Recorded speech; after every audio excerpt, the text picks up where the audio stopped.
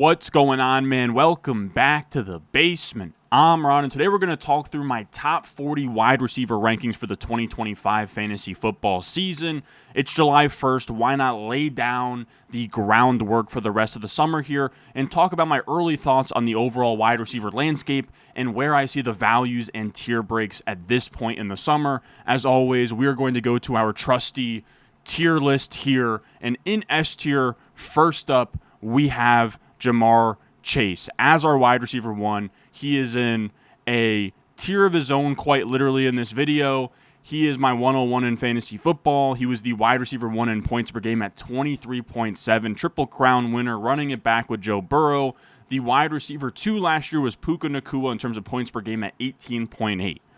That is a almost 5 points per game difference from Ja'Marr Chase to the next wide receiver, which is why he's in a tier of his own. Now, a wide receiver to me that's in the same talent bracket as Ja'Marr Chase, but not in the same offensive, how do you want to say it, infrastructure as Ja'Marr Chase, where he now has an unproven quarterback in J.J. McCarthy.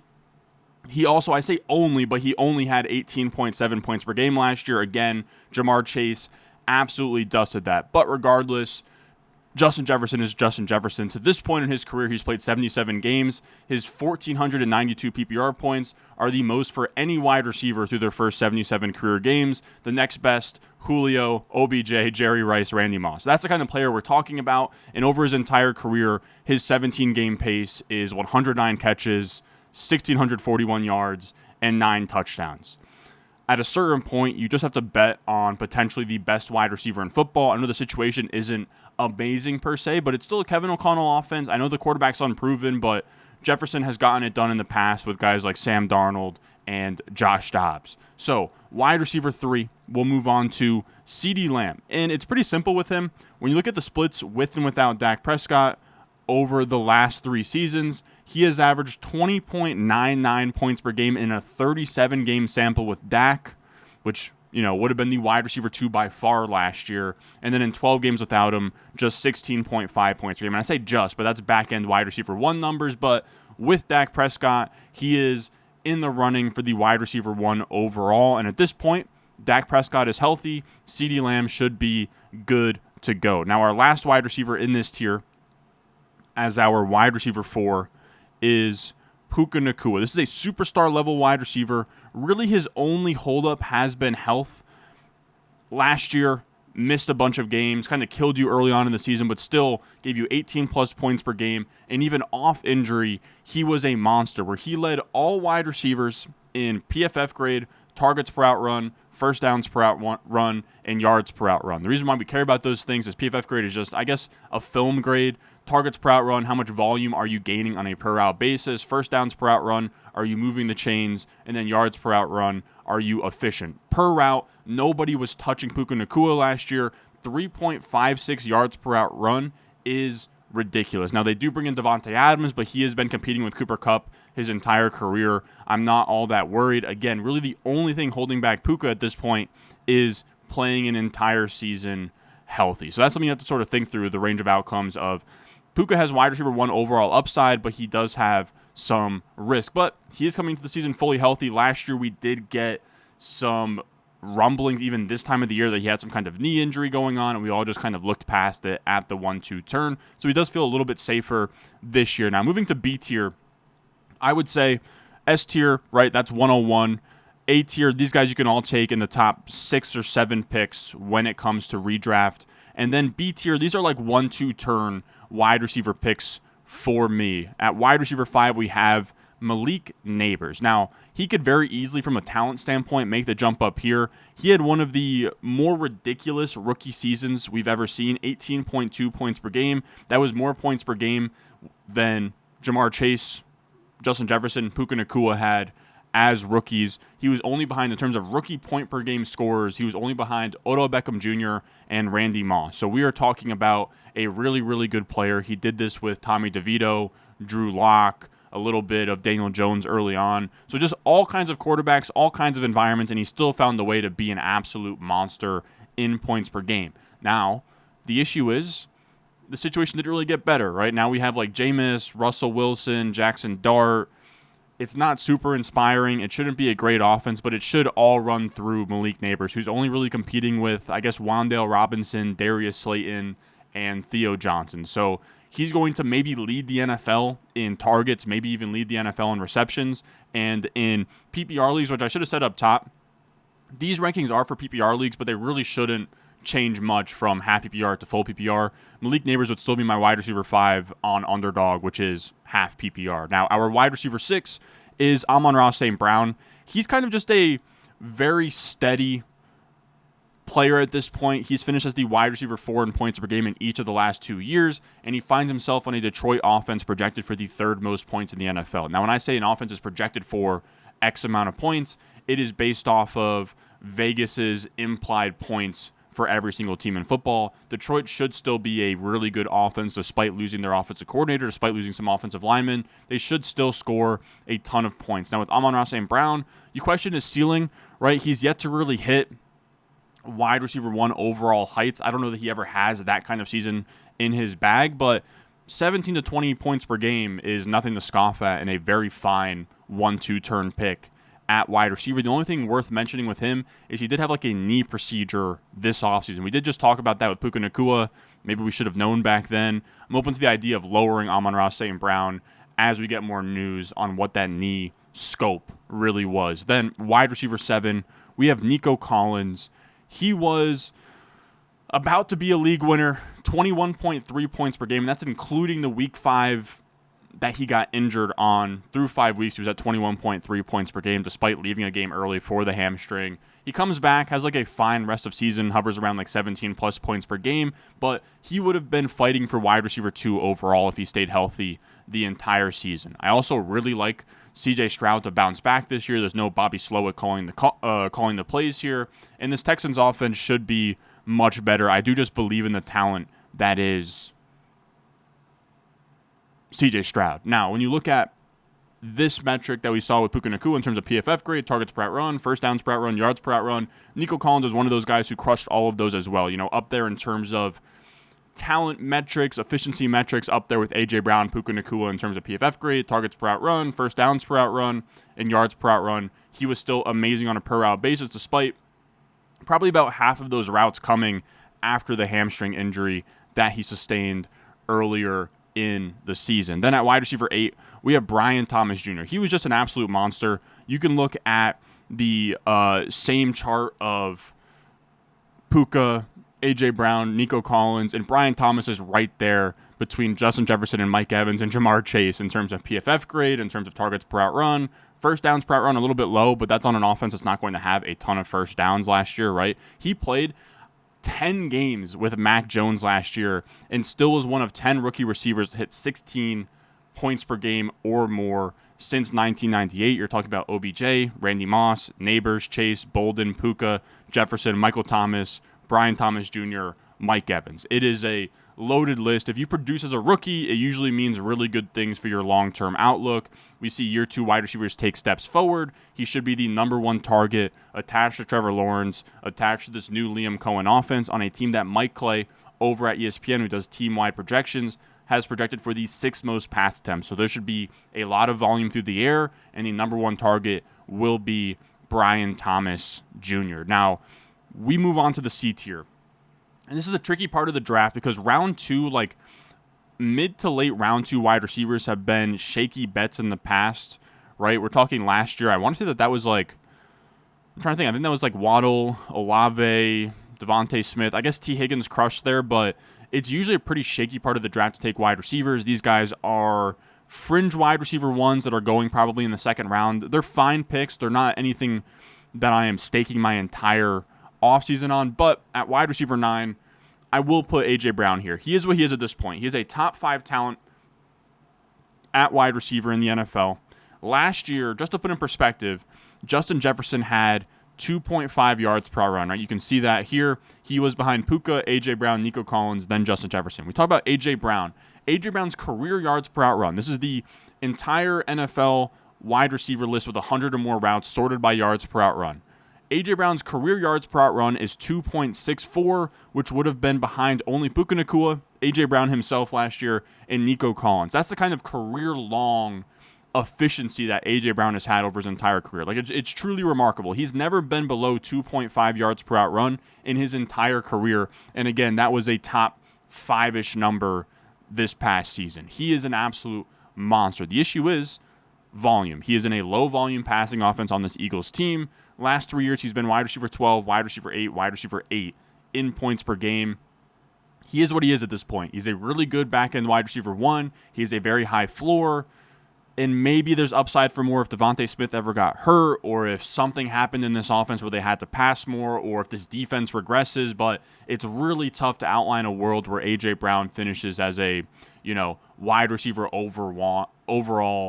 I don't know why I can't speak this morning, fellas, but wide receiver 1 overall in fantasy. He's really just more of a, he has like top 5 upside, and he's had stretches over this 3-year span on the Eagles where he's been, the wide receiver 1 in fantasy, but over an entire season, we're still yet to see that really be sustainable. Now, at wide receiver 10, we have Drake London. If you want to put him ahead of A.J. Brown, you certainly can, because I think Drake London has probably a higher ceiling, right, where he's going to have the number 1 option in terms of targets when you look at this Atlanta Falcons offense. I don't know why I just scrolled all over the place here, but Drake London is going to be the number 1 option for a Falcons offense that has a lot of upside with Michael Penix. And Drake London also last year was really good. He was top 12 in PFF grade, targets per out run, first downs per out run, yards per out run, 16.5 points per game as the wide receiver 13 last year. And when we just look at the games with Michael Penix, he was at 19.3 points per game. Now, of course, that was only a 5-game sample, but 19.3 points per game would have been good for the wide receiver 2 overall last year. And I think something to really note when it comes to London is how young he is. He's not even 24 years old yet. He's younger than Ricky Pearsall, and he's only a couple months older than Ladd McConkey. Two, older, but year 2 breakout type of wide receivers. London's in year 4, and he is super young.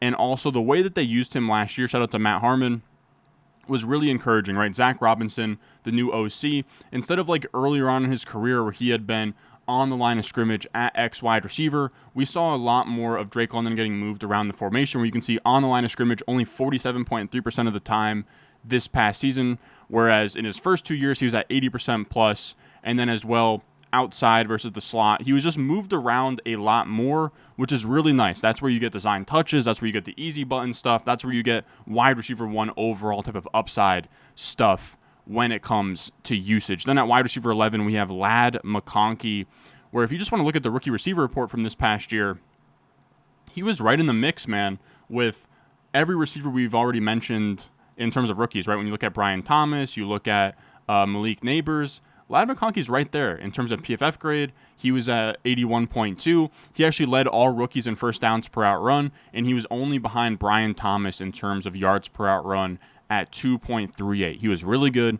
He was at 15 plus points per game as a rookie, though he was a 17.8 point per game guy from week 8 on as a top 12 wide receiver in fantasy. He came alive down the stretch. I want to say as well the playoff game that the Chargers lost, he had 190 yards receiving. He was an absolute monster. I also think that this offense, despite having Greg Roman and viewed as a run-heavy offense, is actually going to pass more than you'd think. Whereas last year, they were 6th in neutral pass rate, which is really high. And then Mike Clay has them projected for the 12th most pass attempts in the NFL this upcoming year. I would just say I would expect the Chargers to be more towards league average than bottom 5 in terms of pass volume, like some people seem to believe. Now, moving on to our D tier, this is where we get to the 2-3 turn, really more of third-round wide receiver profiles. Depends on how competitive your league is.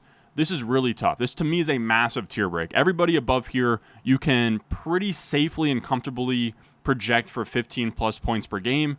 This is where things get a lot shakier. At wide receiver 12, we're going to talk about Tyreek Hill. And this is what I mean. He is 31 years old. He wins with speed. There is all the downside in the world with Tyreek Hill, right? When I think about these old wide receivers, you can talk about times where we've taken round 3 Allen Robinson, where we've taken round 3 Julio Jones. It's just sometimes these guys fall off. Same deal with Hopkins as well, where they fall off, they suck. That is in the range of outcomes for Tyreek Hill, but also in your range of outcomes for Tyreek Hill is an absolute scorched earth 20-plus point per game season that you got in the third round. That is in his range. And I do want to talk about, because it's definitely a hot topic, where Jonnu Smith gets traded the other day, right? And I say the other day because this is going to get uploaded a day after the trade happened, but it's something to definitely talk about. Where Jonnu Smith gets traded to the Steelers, some other stuff happens where it's like Minkah Fitzpatrick and Jalen Ramsey get swapped here. But what we care about for fantasy football is the impact now that Jonnu isn't there. And what Jonnu did to this offense was, yes, he had a lot of targets. He was very good for fantasy football, but you can't build your offense out of Devon Achane and Jonnu Smith, before the first down marker targets. You just can't build an offense like that. You have to spread things out. You can't just run this like horizontal raid.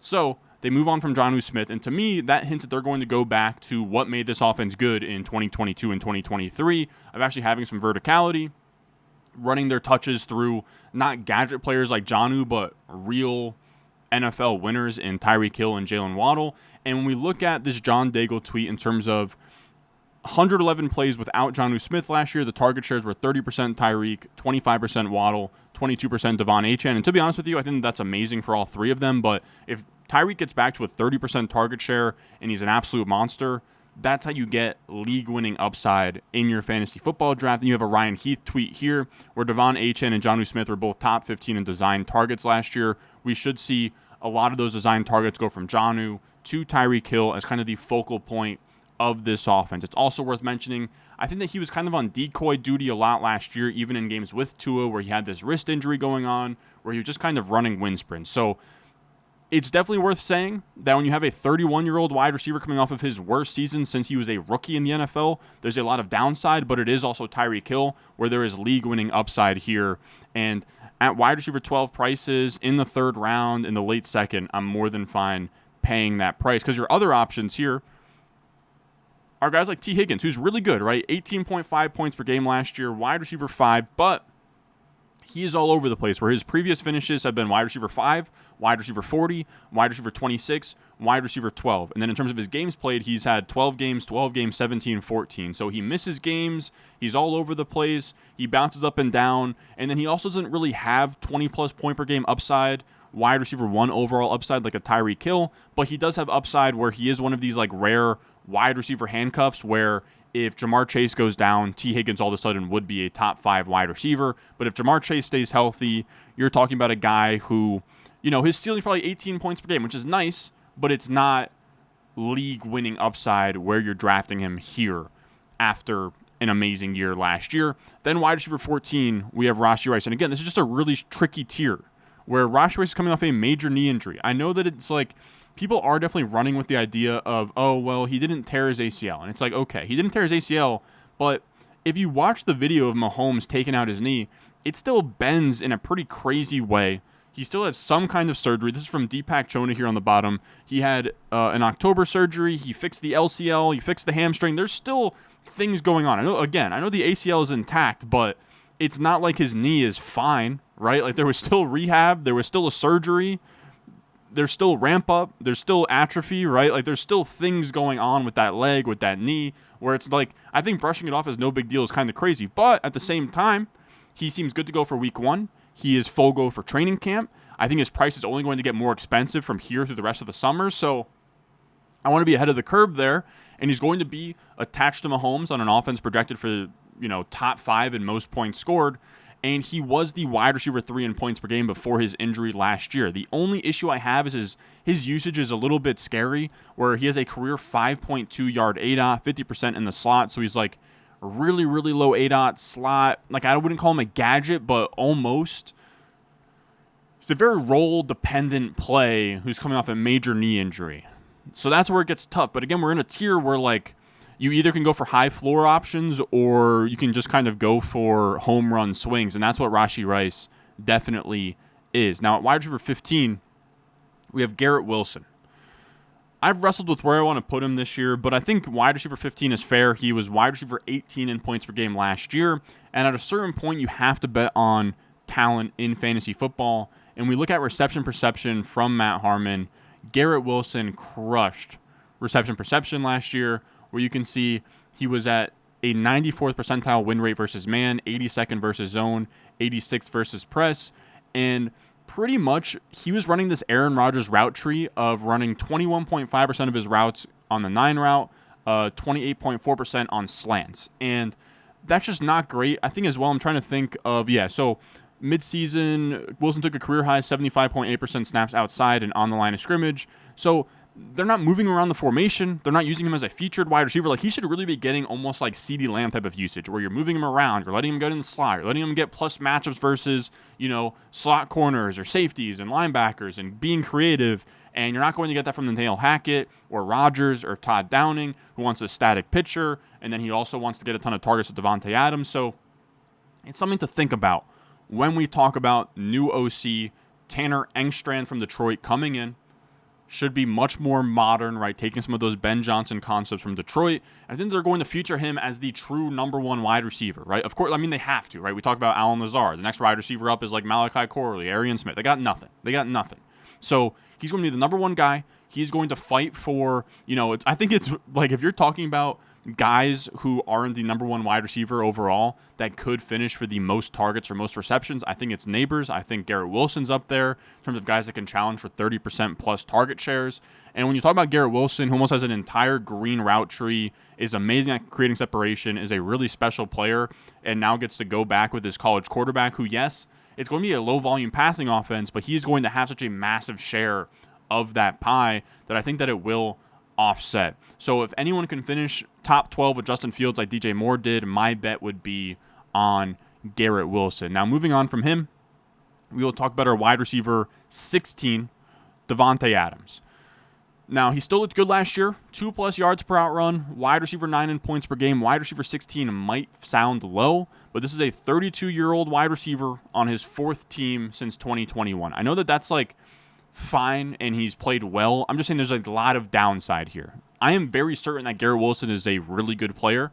Davante Adams, and like I said with Tyreek Hill and these older wide receivers, is it could be gone in a snap of a finger, and you have to factor that in when you make these rankings, where that Davante Adams could just be second fiddle to Puka Nacua, could finish as like the wide receiver 25 in points per game, and he was just fine. On the other side, Puka could get banged up. This Rams offense is going to be very good. They're going to pass the ball a ton. And Davante Adams could flirt with wide receiver 1 numbers next to Puka. If anything happens to Puka, Davante Adams has some handcuff T. Higgins type of upside as well. Then at wide receiver 17, similar story with Mike Evans, where you have to definitely factor in the downside of these wide receivers at the ages that they're at. But with Mike Evans, he has finished over the last 3 years wide receiver 10, and wide receiver 13. I will say it's worth noting that last year with Chris Godwin, he was at 13.6 points per game. Without him, 20.7 points per game, 7-game sample for both of those. So I think he meets somewhere in the middle as like a 15-plus point per game receiver.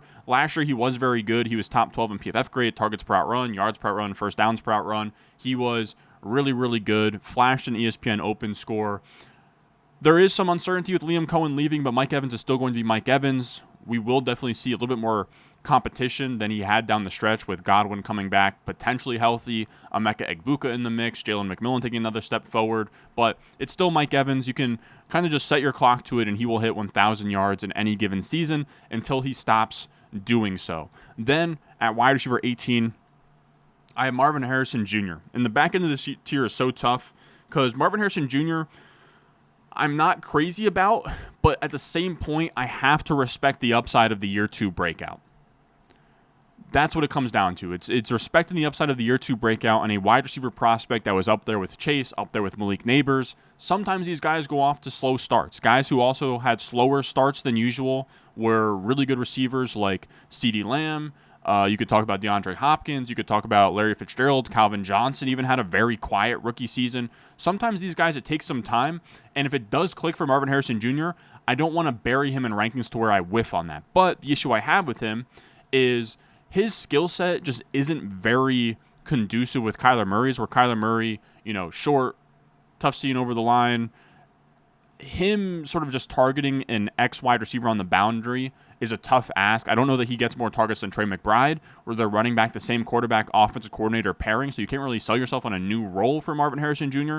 He's also never been a missed tackles forced tackle breaker where you can kind of get him in space and give him screens and stuff. So he is a very difficult receiver where he kind of has like a T. Higgins type of skill set. I would say is kind of like a median in terms of like outside X receiver, where it's a little bit tougher to get him some like easy button touches or some really easy, screens, bubble screens, like just getting him in space. He has to win on big boy routes in the NFL and then trust his, 5'9" quarterback to find him. So I think it's tough, but again, he did look good in terms of reception perception last year. He had 70th percentile or better against man, zone, and press.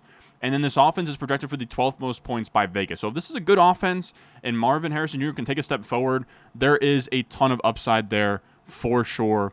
And we look at his rookie wide receiver report.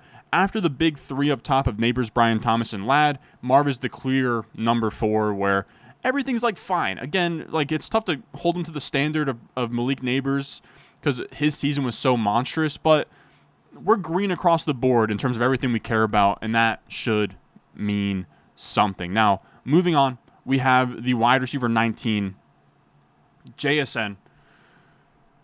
He was so tough because he was the wide receiver 17 in points per game, but he was outside the top 30 in yards per out run, first downs per out run, and targets per out run. He wasn't all that great. He feels kind of capped out as a wide receiver 2, as kind of this like not super gifted after the catch possession slot receiver, but also he was a very good prospect. People like Matt Harmon are very bullish on him as a route runner, and we could see a big year 3 breakout. So again, it's kind of respecting guys like Marvin JSN we know that sometimes these guys take huge unforeseen leaps from year 1 to year 2 or year 2 to year 3, and you have to be mindful of that. What I will say is I am scared that he's now going from Geno to Sam Darnold, so new quarterback who I'm very skeptical of actually being any good.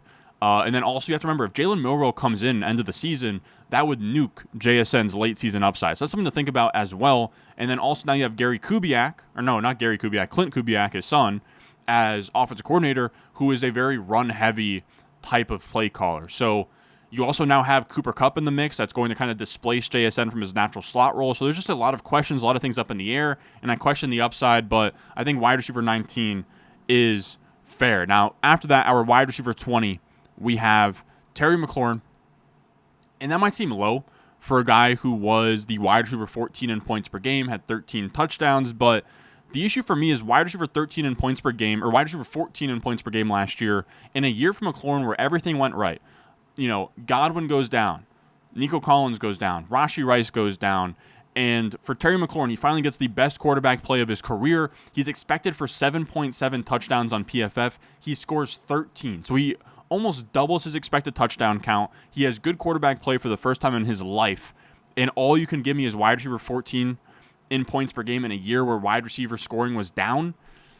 It's just tough. Like, if that's the ceiling, it gets really tough. He was hovered about like right around 20% targets per out run. He wasn't this huge target earner. Again, kind of a fluky touchdown run. And now you have, to me, just like a very clean wide receiver 2 projection. I don't know how he finishes top 5 or top 7 after what we saw last year. So he doesn't have this huge ceiling. Fantasy football, at the end of the day, like, you can draft the wide receiver 16, right? Terry McLaurin probably finishes like wide receiver 16, wide receiver 15.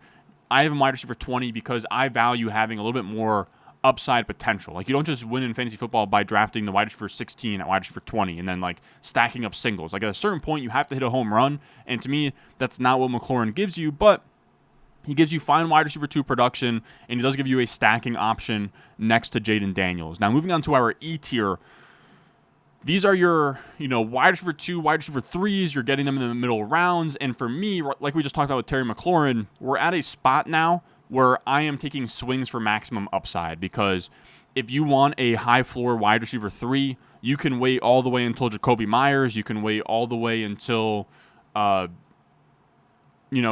Jennings. Like, there's plenty of options like that. So I think pushing up players that are a little bit higher floor isn't the move at this point of the board. And that's why for me, I have Tetairoa McMillan. What I like about rookie receivers, and what we talk about every single season, but it's a good thing to harp on, is that rookie receivers give you massive late season upside. If we talk about rookie wide receivers from week 9 on, so the back half of the season, and how many of them average 16 points per game or more, playing over half of those games, right? So week 9, 10, 11, 12, 13, 14, 15, 16, 17. That's 9 games. If you played 5 or more, you qualified for this list. We have a list of 21 wide receivers since 2010. Rookie wide receivers hit 16 or more points per game down the stretch of a season. And again, that is just 16 plus points per game. That's like about a back end wide receiver 1. And yes, some of these guys were late round picks, right? Like in Odell Beckham Jr.'s rookie year, he was a waiver wire ad, but we're just now in a smarter era where we know to push these guys up. Garrett Wilson, once upon a time, was a top 10 pick who was going out to the top 50 wide receivers in fantasy football. Of course, that year we were all over Garrett Wilson, but those discounts just don't happen anymore. So you're not really going to get these guys for super cheap, but it is worth mentioning how many of these rookie receivers end up being absolute league winners down the stretch of a season, right? Brian Thomas is 17.8 points per game. Ladd McConkey 16.6. Even guys like Waddle and Ayuk. You have a lot of upside to where if your rookie receiver can put it all together down the stretch, you now drafted at wide receiver 21, like I have Teterow and McMillan, that is now giving you, wide receiver 8 output down the stretch, whereas other options that are more veteran style options, they are more high floor, right? You draft them wide receiver 22, they probably give you anywhere from like wide receiver 17 to wide receiver 28 type of production. And that's why I would just prefer betting on the rookie here in Teterow and McMillan. He is the cleanest prospect of the bunch in this class. Top 10 picks, 6'5", produced all 3 years in college, and he's going to be the number 1 target on this Carolina offense that has upside. They're not projected for a ton of points, but if Bryce Young puts it together, if Canales puts it together, and Mike Clay also has this offense projected for the 7th most pass attempts in the NFL, we could see a high-volume passing offense with some efficiency, with McMillan having the most targets on the team. Then at wide receiver 22, we have Xavier Worthy. Again, we are swinging for the fences in this tier. He's really tough, though. Look at the rookie receiver report. He flunked it, right? 18% targets per run was actually good, but yards per run, 1.24, bad. 7% first downs per run, not good. 65 PFF grade, not good. But he did improve everything across the board for his playoff stretch. He was very good in the playoffs. I want to say that his yards per run went from like 1.24 in the regular season. If you add his playoff games, it's in like the 1.5, 1.6 range. But he had a good points per game, but it was inflated by touchdowns. He had 9 total touchdowns and just 6.7 expected touchdowns. He also had everything go right? Rashee Rice goes down, Hollywood Brown goes right, and he still had like an okay rookie season. But at the end of the day, he was a first-round pick I liked as a prospect. That wasn't a complete dud in year 1. Also flashed down the stretch during the playoffs when things mattered the most, and now has some year 2 breakout style upside, where this is a very good bet against. If you are against Rashee Rice and you're skeptical of the knee, this is a very good way to fade Rashee Rice, is to be all in on Xavier Worthy, who's attached to Patrick Mahomes in a high-scoring offense, and at a certain point, you just have to bet on that profile. Now, this next one is actually a little bit tricky, where Zay Flowers finished like out to the top 30 wide receivers in points per game, but he's my wide receiver 23. And the reason is, and I know I keep harping on rookie upside, year 2 breakout, year 3 breakout. Everybody knows these things, and they're priced in, right? That's why I'm actually lower than consensus on Marv and JSN, because they're already priced in. I think someone that is not priced in on is actually Zay Flowers. Zay Flowers is in the JSN draft class. He has year 3 breakout upside. He was after the top 30 wide receivers in points per game, but that's because he only had 4 touchdowns, and the Ravens are projected for top 3 in points scored. If Zay Flowers can luck his way into 7, 8, 9, 10 touchdowns, all of a sudden you're talking about a top 20 wide receiver. He has upside to be more than that, where if he truly does have a year 3 breakout where he becomes the number 1 option on the second best projected offensive team in football, all of a sudden that's a guy that can smash in fantasy football. And he did show the talent last year, where he was top 24 in PFF grade, targets per out run, first downs per out run, and yards per out run last season. Then at wide receiver 24, the quintessential wide receiver 24 is Devontae Smith, to be honest. He has been the wide receiver 15, the wide receiver 20, and the wide receiver 14 over the last 3 years. And that's probably where he stays, right? He's just going to be a wide receiver 2 into perpetuity. He's a good player, but he has capped upside next to A.J. Brown on a run-first offense. He's someone that you're going to take a small little profit on wherever you take him, but the upside for him to be the guy you needed is pretty low. Now, at wide receiver 25, we have DK Metcalf. Again, this is where it gets tricky, where you're talking about, wide receiver 2 in a good offense, Wide receiver 2 in a good offense, rookie upside. But then you have wide receiver 1 undisputed in a bad offense, right? So DK Metcalf is, I guess, competing with Jonnu Smith now, Pat Freiermuth, Calvin Austin. He is the number 1 option on this team, but there's real concerns about Aaron Rodgers. At this point, is he washed? Like, how good even is Aaron Rodgers? His offenses the last 2 years have been awful. Is it going to be that same way again in Pittsburgh? Will it be super run-heavy with Arthur Smith? So then you're talking about a run-heavy bad offense where DK Metcalf is, yes, the number 1 target on this team, but he's kind of just the best-looking guy in a Walmart, right? Where he is the number 1 guy on the depth chart, but you can also get Jerry Jeudy, Calvin Ridley, Jacoby Myers, etc., that are number 1 options on their depth chart later.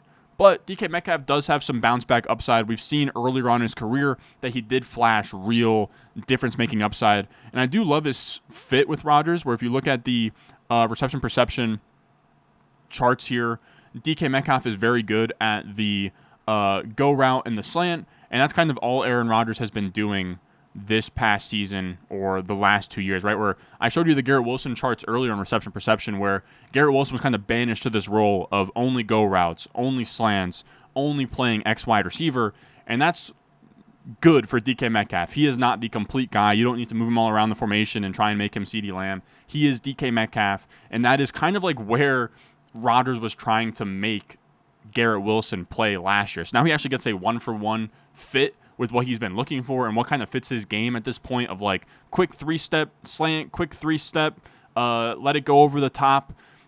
I think that will work very well for DK Metcalf. Again, I don't know what the upside is in this offensive like infrastructure. I don't know how many points they score, but I will say something to DK Metcalf's upside is that Rodgers has been known for, like, the reason why he even had a bunch of touchdowns last year is he's checking out of run plays at the line of scrimmage when they're inside the 5, inside the 10. So you could see DK Metcalf having double-digit touchdown upside, top 10 to 15 in targets, and all of a sudden he definitely outshoots his price in this range. Then at wide receiver 26, we have Travis Hunter.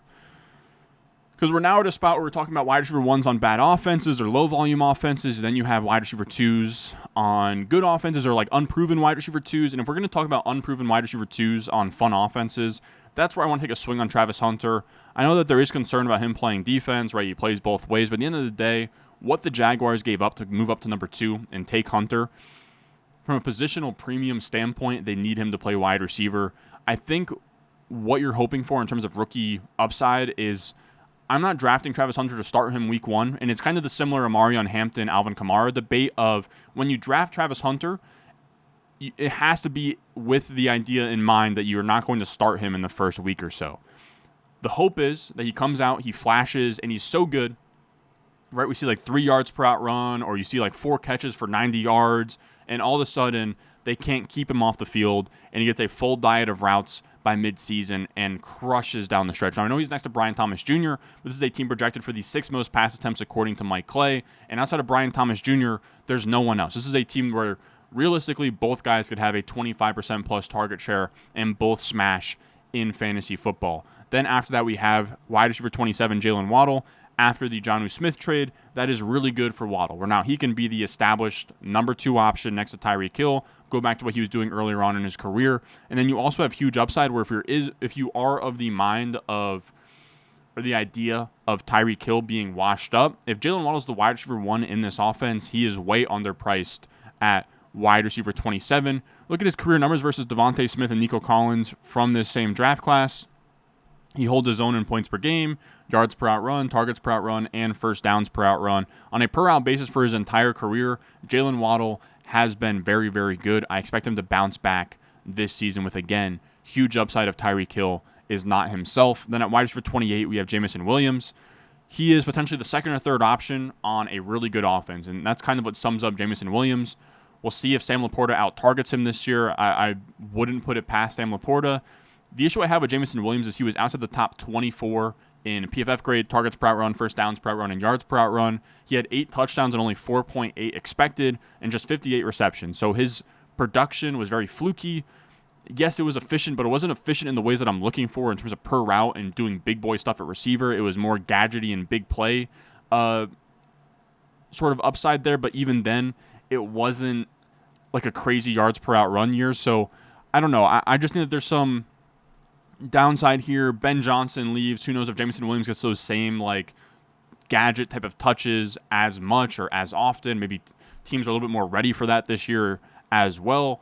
So I think for me, wide receiver 28, that paints him as like a boom bust wide receiver 3, and to me that is more than fair. Then we have George Pickens, who was actually pretty good last year in terms of reception perception. He grades out 74th percentile versus man, 83rd percentile versus press. He is the perfect X wide receiver for this offense that wants to move CeeDee Lamb all around the formation. And he reminds me a lot of when Michael Gallup finished wide receiver 17 in points per game with Dak Prescott in 2019. So similar role, similar player. He was actually pretty good in yards per out run last year despite being on a pretty brutal offense at times. So George Pickens, good player. There's some downside of him switching teams and him just kind of being a crazy person, but I think that this is a good place to take him. Now, again, it's up in the air, right? I think the Cowboys' offense is good. I think Pickens' role is good. DJ Moore is potentially the wide receiver 1 on his offense, but I will say, as much as I do preach the projected point totals from Vegas, sometimes you have to take a stand where last year Chicago, again, was projected to actually score a bunch, and then they didn't. This year, I think that they're one of the more fragile teams pushed up in these projections, where if you talk about the Bears, things can go wrong. I'm expecting a bounce back for Caleb Williams, but it might not come, right? What if he's just a bust? What if he isn't very good? What if this offense kind of craters? There's just a lot of downside with the projection of this offense. And on top of that, I don't want to pay up for DJ Moore. DJ Moore, his body language was terrible last year. He sits on the sideline early during the play. I don't care that he stepped out, right? He stepped on the out of bounds line. Sitting down on the bench before the play's even over is just crazy work. Like, any coach out there is going to see that on film and be like, what are you doing? Ben Johnson's already been on him about that in terms of the media. DJ Moore had like a quote saying that he doesn't think he's going to get the ball as much as he did last season. DJ Moore also led the NFL last year in designed targets. That was more of a Shane Waldron thing than a DJ Moore thing. So I just think it's tough. I would just rather, even if you do believe that, okay, this offense bounces back in a big way, I'd rather bet on the cheaper pieces, right? Whether that's Rome Odunze later on, whether that is Colston Loveland, whether that's Luther Burden, who I love. But DJ Moore, I know on paper he's the wide receiver 1, but I just don't know that Ben Johnson is going to feature him in that same way that we've seen in the past with DJ Moore. I mean, we'll see, right? He's in this tier. If you want to move him up to the top of it, you absolutely can. But for me, DJ Moore is a fade for now. Now, moving on to this next tier, these are upside plays. These are wide receiver 1s on their teams that I'm not crazy about. And we'll start with Courtland Sutton, right? Kind of in the similar mold of DJ Moore. Wide receiver 1 on his team. I will say the issue I have with Sutton is just I don't see a ton of upside here, right? Last year was his first ever top 24 finish, and that came in like year 7 or 8 of his career, which isn't great. And even then, it was his top 20. It was his first top 24 finish, and he literally barely did it. He finished right on the dot of wide receiver 24 in points per game, which I don't know. I just don't know how he has a huge impact in fantasy football, but that's why wide receiver 31 sounds about right. Then we have Chris Olave. If you want to look at his per route metrics over his entire career, he is on par with London, with Garrett Wilson. Of course, there is concussion downside. Of course, his quarterback is Tyler Shough. But I think at wide receiver 32, I'm more than fine betting on Chris Olave, who had 80th percentile or better across the board in reception perception. And now you have Kellen Moore, who has been top 10 in pass attempts 4 out of the 6 seasons that he's been head coach or offensive coordinator in the NFL. There should be passes here. And honestly, in the same breath that Michael Penix, that Cam Ward, that Bryce Young are upside plays at quarterback, so is Tyler Shough. He's young. He's a rookie. We don't know who he is. He could come in here and be serviceable. Then at wide receiver 33, I'll bet on the year 2 upside of Rome Odunze. Kind of the budget version of Marvin Harrison Jr. Swing for the fences. Can he be the wide receiver 1 on this Ben Johnson offense? Then at wide receiver 34, you have Jawan Jennings. He was the wide receiver 25 in points per game last year, 16th best in yards per out run. He's on one of the best offenses in football. There's some downside that he was just a flash in the pan, but he was really good. Now, I will say something to think about in terms of season-long fantasy football is his production could be front-weighted, where Ayuk coming off the ACL could start slow, and then if Ayuk actually becomes a full-time receiver down the stretch, all of a sudden, like weeks 14 through 17, Jennings could get a downgrade, which is why he's so low. Then we have Calvin Ridley at wide receiver 35. I'm not the biggest Ridley fan in the world. I don't think that he's all that good And then also, I don't think that Cam Ward in this offense is going to be all that good either. So yes, it's a quarterback upgrade from Will Levis to Cam Ward, but it's a very small upgrade at that. I don't know that Calvin Ridley is all that good. He is the only option. I don't know if there was a lot of unrealized air yards last year, but even then, he was like a 12 expected point per game type of guy. We'll see. He's the number one option. There's some upside that Cam Ward is good, but if he's bad and this offense sucks again, you just kind of have like a fine wide receiver 3, which I'm not all that excited about. Then we have Jordan Addison. He'd probably be at the top of this tier without suspension risk, but there is some downside here where he has some suspension risk for the, I don't think it was like, it might have been DUI, but it was definitely speeding from a while ago. It's up in the air whether that could come, and if it does come this season, it'd be probably more towards the back end of the season where if you draft a wide receiver 3 and he's just not going to be on your roster for the playoff weeks, that is brutal. But then also TJ Hawkinson is back healthy. Of course, Jefferson's up top. Now you have JJ McCarthy. So there's just a lot of uncertainty of like how this target totem pole works out, how efficient this offense is going to be with a new quarterback. So for Addison, for me, he's like a fine wide receiver 3. Then we'll take Chris Godwin. He was the wide receiver 2 in points per game last year, but he's coming off a major injury. It was like an ankle injury. He seems hopeful for week 1. He could be a guy that you like put on your IR spot to start the year. But I think at wide receiver 37, I'm fine with that. Then we have Jerry Jeudy. He was the wide receiver 21 in points per game last year. I have him wide receiver 38. That's because he goes from Jameis Winston to, you know, some version of Kenny Pickett, Joe Flacco, Shedeur Sanders, Dylan Gabriel. And then also David Njoku is back healthy. Also Cedric Tillman is back healthy. So it is tough. I mean, he did finish 6th in receiving yards last year, but he probably takes a step back. Jerry Jeudy in his entire career has been having a good season and then failing to build on that. So I don't want to get my hopes too high with Jerry Jeudy, especially in a bad situation like this. But I will say Stefanski should be up-tempo and should get a decent amount of pass attempts out there. I just don't know that they will be valuable pass attempts. Then we have Deebo Samuel. Wide receiver 39 sounds about right? He could bounce back. I know that he was, a little bit on the bigger side. He had pneumonia last year. He had all kinds of things going on. Maybe he locks in. He comes to Washington, which will be a good offense. He should get some fun, schemed-up touches. There should be some touchdown upside in this offense, too. I think wide receiver 39 is more than fair for Deebo.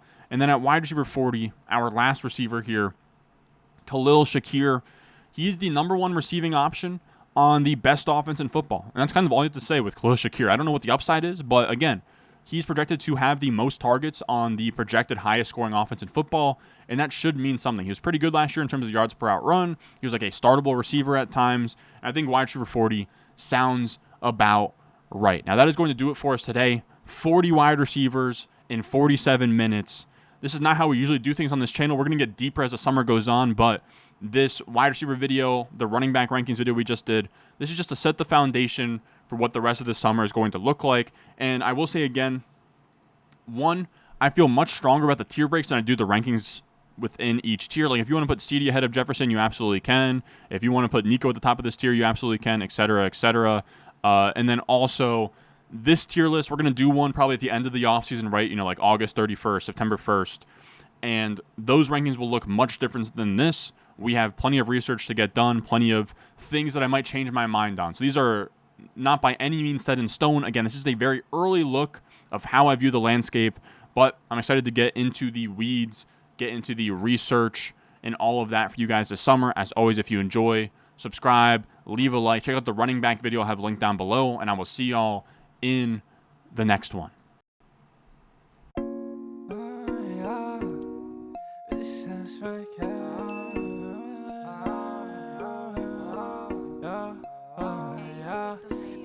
Stones, like this froze, ice cold, ice around my body like